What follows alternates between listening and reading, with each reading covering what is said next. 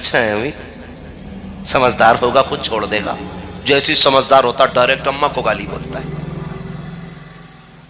اور جب اماں کو گالی بولتا تو ابا مسکراتا, دیکھا وہ ابا بھی نہیں ڈانٹ رہا ہے, اور جب ابا نہیں ڈانٹا پھر اور بڑا ہوا تو ابا کو گالی.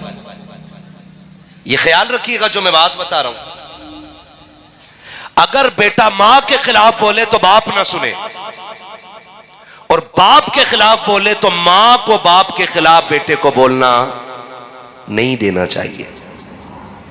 اس سے آپ کا پلہ بھاری نہیں ہوگا, پلہ ہلکا ہو جائے گا.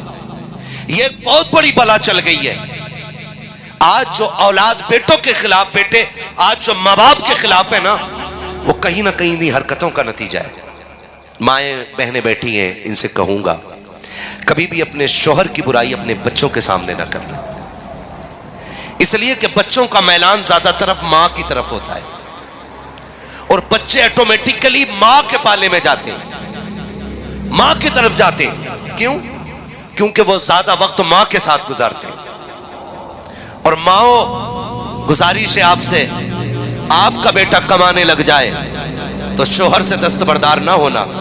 یہ مت سوچنا کہ شوہر بوڑھا ہو گیا ہے, اب پیسے تو بیٹا کما رہا ہے, پھر جا کے بیٹوں سے کہتی تمہارے باپ نے پوری زندگی کبھی مجھے سکھ نہیں دیا ہے, تمہارے باپ نے مجھے اتنا ستایا, تم کیا جانو بیٹے, تم تو اتنے چھوٹے تھے, اس نے مجھے تھپڑ سے مارا تھا, اس نے مجھے لاٹھی سے مارا تھا, یہ مجھے میں کے چھوڑ آیا تھا, یہ مجھے بلا کے نہیں لایا تھا. جب تم اس طرح سے بچوں کی رگوں میں زہر کھولتی ہو تو وہ بچے نہیں رہ جاتے, باپ کے دشمن بن جایا کرتے ہیں. اور یاد رکھیے گا جو اولاد باپ کی نہیں ہو سکتی ہے وہ کبھی آپ کی بھی نہیں ہو سکتی ہے. اگر آپ کو یہ لگتا ہے کہ بچوں کی طرفداری کرو گی, باپ کا دشمن بنا کر کے ان کی کمائی رکھ لو گی, تو زندگی سکھ میں گزر جائے گی. اللہ کی عزت کی قسم کھا کے کہتا ہوں, بیٹے اگر 8 بھی ہیں تو 8 بیٹے اگر کروڑ پتی بھی ہیں, تجھے وہ سکھ نہیں دے سکتے ہیں جو ایک غریب شوہر تجھے سکھ دے سکتا ہے. اس لیے کہ تیرے دوپٹے کی بہاریں بیٹوں کی مسکراہٹ سے نہیں ہے, شوہر کی سانسوں سے ہے.